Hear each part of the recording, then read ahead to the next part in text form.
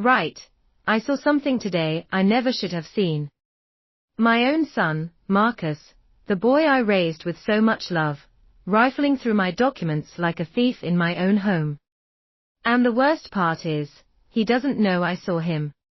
He has no idea that the security camera I'd sent for repair is working perfectly again. It all started 3 days ago, when I called the technician to fix the surveillance system.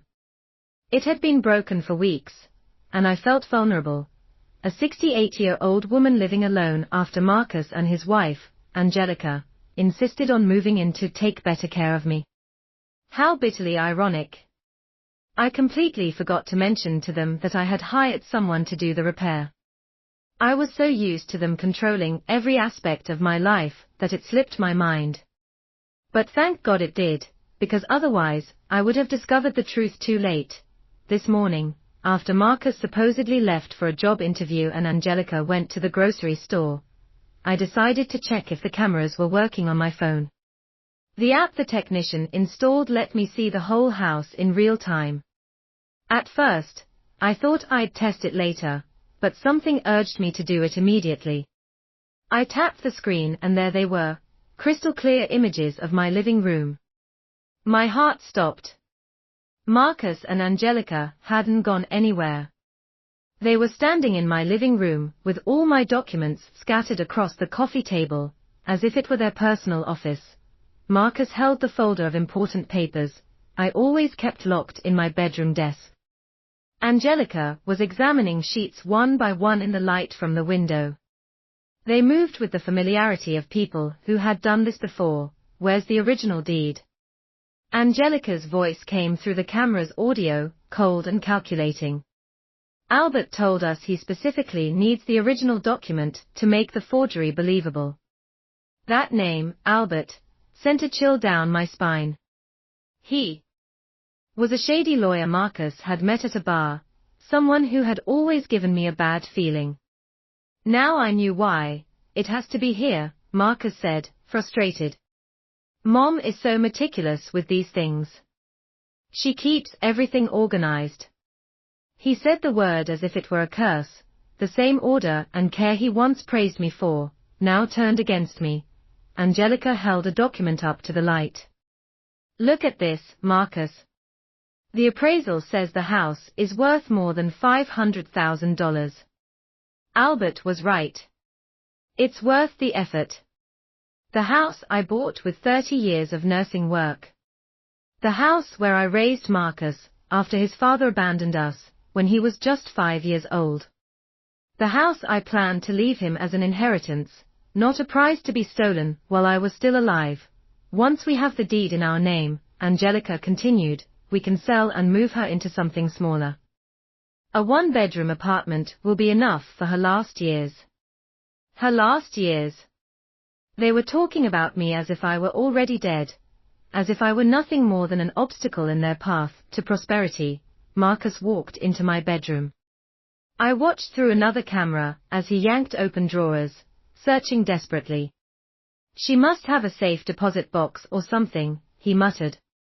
She was always paranoid about important documents. Paranoid.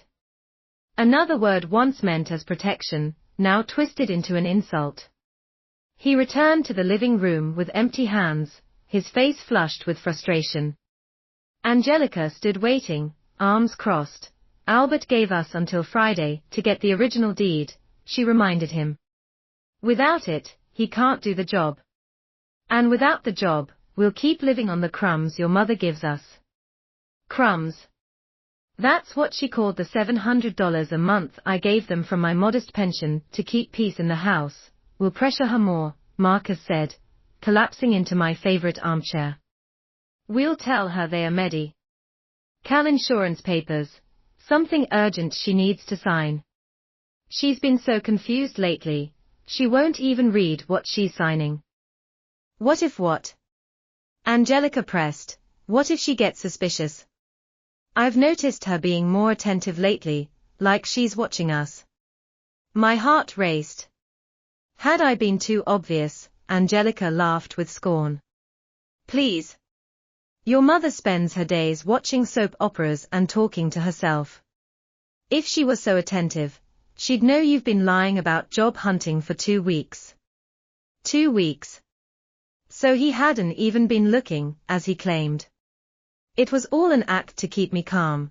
You're right, Marcus admitted reluctantly. It's just, I feel like she's judging me all the time. That's your problem, Angelica snapped. You still see that woman as your saintly mother instead of what she really is, an obstacle to our future. Obstacle. That word tolled in my head like a funeral bell. To the woman my son had chosen, I wasn't a person. Confused. Yes, sometimes it took me longer to recall names or dates, but nothing unusual for my age. Yet they had been nurturing that narrative, planting doubts about my clarity every time I questioned them. What if she gets suspicious? Angelica asked. Marcus shrugged. What's she going to do? Call the police on her own son? Besides, once we sign with Albert, it'll be too late to reverse it. Angelica finally smiled, cruel and satisfied. Perfect. Tomorrow we'll bring her Albert's forged documents and tell her it's just for updating her will. She'll sign without asking questions. They gathered my documents, but not with the order I always maintained. They left them carelessly stacked, not even trying to hide their intrusion. Before leaving, Marcus paused, staring directly toward the camera. My heart stopped. Had he realized? But no, he only stood there, pensive. I wish we didn't have to do this, he murmured, cold feet. Angelica snapped, no, but, Marcus sighed. She's my mom, Angelica. The woman who raised me alone, who worked double shifts to give me everything I needed. A tiny flicker of hope sparked in my chest. Maybe the boy who once clung to me during nightmares was still there. But then Angelica placed a hand on his shoulder. Marcus, think about our future. The kids we want to have. Are we going to depend on an old woman who gets more senile every day? This house is our chance to be independent. With those venomous words, the last trace of my good son vanished.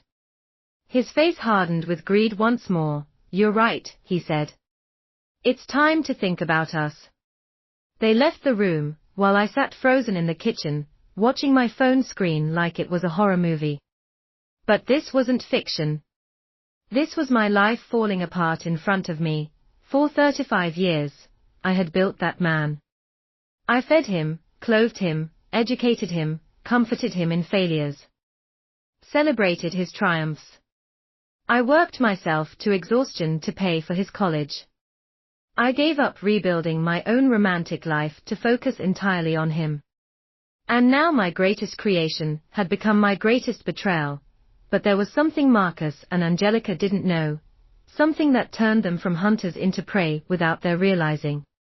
I had all their conversations recorded. I had the evidence of their conspiracy. And for the first time in months, I held the power to decide my own destiny. The war had just begun. And they didn't even know they had already lost. Over the next 3 days, I lived a double life I never thought possible. On one side, I was the same old mother, making breakfast, asking about their plans, smiling when Marcus kissed my forehead. On the other, I was an undercover detective in my own home, documenting every move, every conversation, every piece of evidence of the greatest betrayal of my life. Technology became my secret ally. The app on my phone gave me 24/7 access to every camera, the living room, kitchen, hallway, even part of the room Marcus and Angelica called their sanctuary. On Tuesday morning, I saw them plotting again. Angelica sat on my couch with her laptop open, papers spread around her. Marcus paced nervously. Albert says he has the documents ready, Angelica read from the screen. But he needs the original deed for signature comparisons. What if Mom notices it's missing? Marcus asked, biting his nails. A habit from childhood I had never managed to break. Angelica looked up with that same cold smile. Marcus, Your mother is 68 years old. She hasn't looked at those documents in months. We can borrow it for a few hours, and put it back before she notices. Borrow. They spoke of stealing my house deed as if it were nothing more than a library book. But what if? Marcus stopped mid-sentence, glancing toward the kitchen. I was supposedly making lunch.